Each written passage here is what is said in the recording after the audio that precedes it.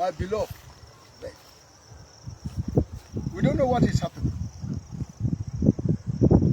But condition has forced me to risk my life in this bush. This is the monument of 30, how many people catch it?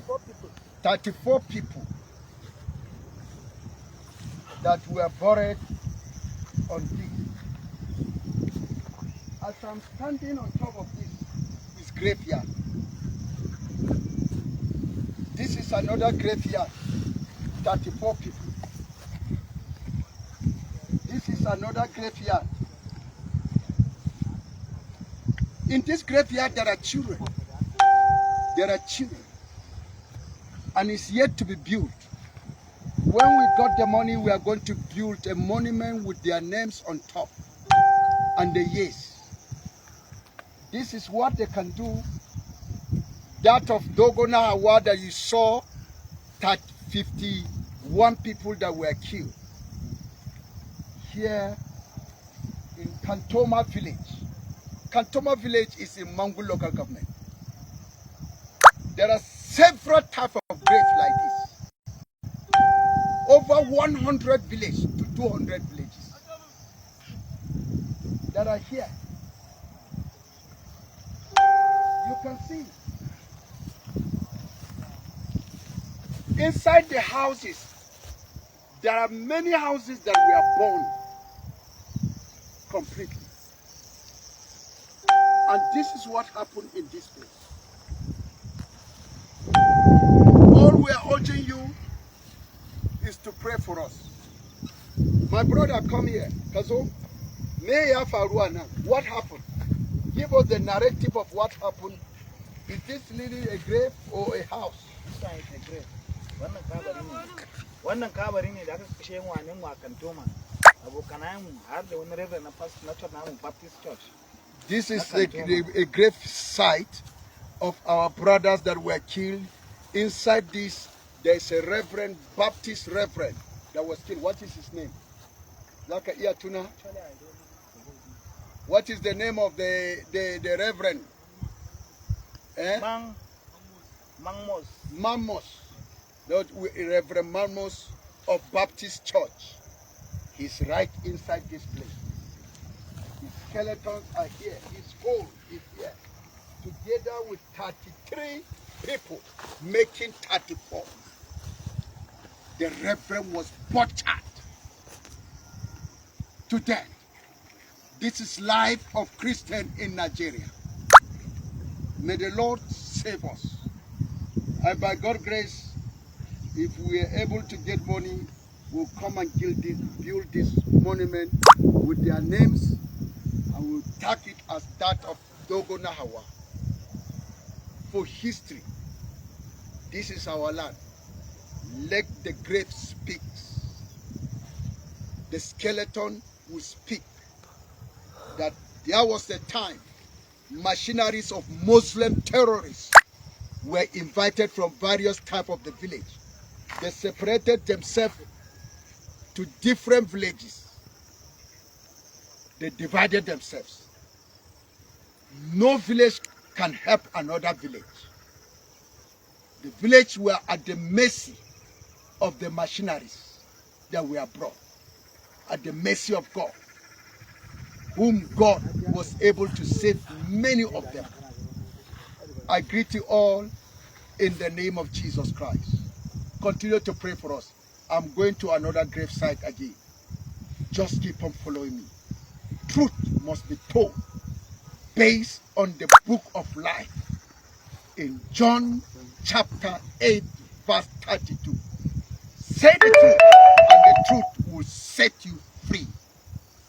While others are saying there's no genocide, this God that is heaven knows that there is a genocide.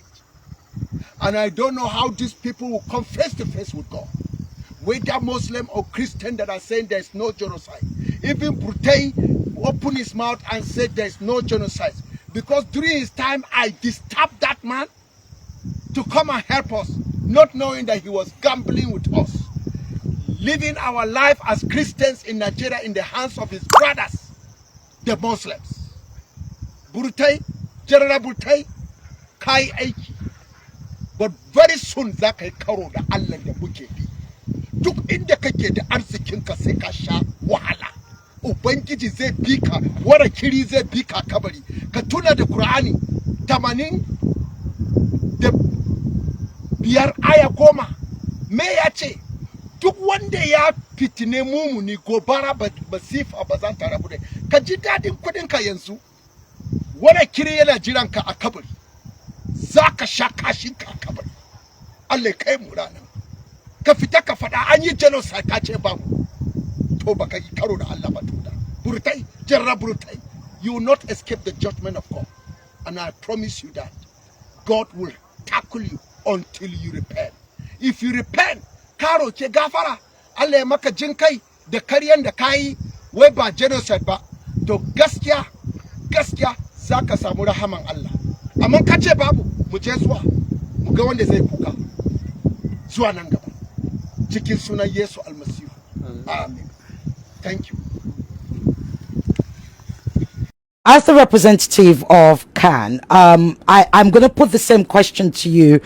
When you hear the term or the allegation of Christian genocide from the United States, President Trump, Ted Cruz, etc., what were your thoughts? And indeed, do you agree with them? Because you are running out of time, I will save you and just go to the basic. One, I've listened to the other speakers. I've listened to the arguments they bring. I am not speaking from research or whatever. I'm speaking as a victim. I'm speaking as the pastor who buried the almost 2,000 people in 2000 in Kaduna. Quote me, my name is Reverend Hayam. I'm speaking as the pastor who also did the mass burial of the over 300 people of the Miss World Beauty pageant on the 23rd of November 2002. I'm also the pastor who came out publicly to denounce the Danish cartoon in 2006, but it later leads to the death of Christians in Maiduguri and death of Christians in Bauchi. So I have been around and I think I know this story. Listening, we are coining it into the politics of America as if we are not in Nigeria. And someone is saying that at least if it was used, sincerely speaking, there has been killings of Christians in northern Nigeria before even the advent of Boko Haram. I was in Kano. I just left Kano with 1 week, and the killing of the visit of Reabonke happened. People were caught. It's a different thing that you are shot to death. It's something else that you are caught to pieces, caught by the neck, caught hacked to death. I saw these cops. I had to run back. My pastor asked me, why did you come back? I said, no, I just left for Kaduna 1 week, and then I heard what happened to my people in places in Kano. I just came back. So it is something that has... Sorry, sir, if I may interrupt you. What year are we talking about? I'm taking you back. Okay. To tell you that I was available when the Bonke crisis happened in Kano. I was also there, not only there, but buried the mass people that were buried in 2000. I also buried the mass people that were buried in 2002. Then fast forward to 2006, I said I was the pastor who first came out to condemn the Danish cartoon because I knew what was going to follow. But despite that effort, Christians were killed in Maiduguri, Christians were killed in Bauchi for an offense they had no problem about. They knew nothing about. If I just move backward, what happened in 2002, many Christians in northern Nigeria, including Kaduna, don't even know the lady who wrote the article. But they ended up having their churches burned. They ended up having their pastors killed. They ended up having, precisely the Sunday before that violence, I had a guest preacher in my church, Reverend Nee preached in my church at Rahama English Baptist Church. You can Google it. I remember when you could Google that. And just a day after that, that man was burnt. His corpse was like that of a small baby. So when you put together all this, in Maiduguri in 2009, when Boko Haram started, they were never attacking Muslims. They actually went for the church because they said, we are infidel. One among the early pastors that was killed was Pastor Oji. Pastor Oji was killed. When he saw he was going to die, he simply said, go and tell my brothers I die well. Pastor Osonibon was also Sylvester Osonibon, because I traveled with the corpse to Ekot Ipene, and then Pastor Yakubu Bitrus, whose brother was then the medical director of the General Hospital in Maiduguri. So I got involved in these things more than the hair story. The Christian North have suffered killing. The Christian North have suffered so much in this thing that today culminates into genocide, as it has been called. So for anybody to say it does not exist and is bringing story of Boko Haram or recent happenings of bandits may not understand, because I've followed the conversation. Nobody is saying that the Christian North was just killed in 2002 or they were just killed in 2019. There has been a history. There has been certain pattern. There has been certain developments. But let me come back to the last 6 years. I am this same pastor who came out severally on this medium and other medium to cry when I was bearing 30, 20, 40, and many other numbers. And why were those people killed? The story they always want to tell us is that no, it is a farmer's herders. I'm above 56. I know the difference between a farmer's and herders conflict, and I know the difference between someone coming to exterminate or eliminate a certain group of people. Because farmers, as we knew, simply had little misunderstanding with herders, and the herders will come either to the police station or to the traditional ruler or community leader, and such issue will be discussed, and they will now ask for reconciliation and possibly ask for little payment of damages. But we have a situation where innocent women are sleeping in their sleep with their children, with their husband, and people will come to their community, chant religious slogans, say their houses are blessed, shoot them and cut off their necks, and do not stop there, also burn their religious places. And you still want me to say, no, it's just a communal clash, because that's the kind of farmers had that clashes. And that's why today we are hiding under those things to argue about that. I looked at the issue of statistics and I just wonder, if you sit there, just Google, you will see in the Wikipedia, the number of churches that document is giving you that the churches in Nigeria are just 16,000 something. And you and I know that is not true.